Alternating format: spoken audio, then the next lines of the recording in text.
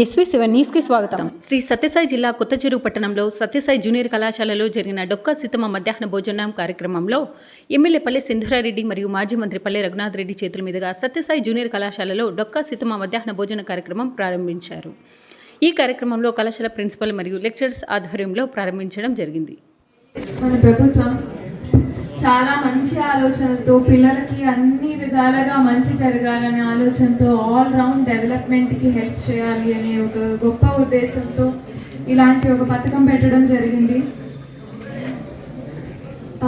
ఈసారి బడ్జెట్ చూసుకుంటే దాదాపు ఈ స్కూల్ ఎడ్యుకేషన్ అండ్ హైయర్ ఎడ్యుకేషన్కి చాలా మంచి అమౌంట్ కేటాయించడం జరిగింది.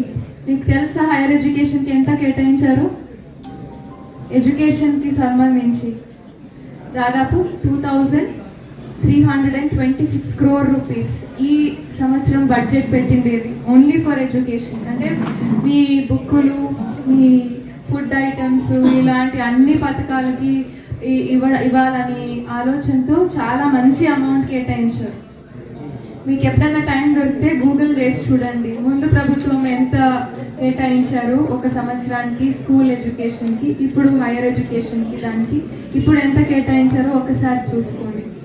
దాంతోపాటు పిల్లలకి త్వరలోనే ఈ ప్రతి బిడ్డకి కూడా 18,000 రూపాయలు మదర్ అకౌంట్లోకి వచ్చేది కూడా త్వరలో తీసుకుంటారు.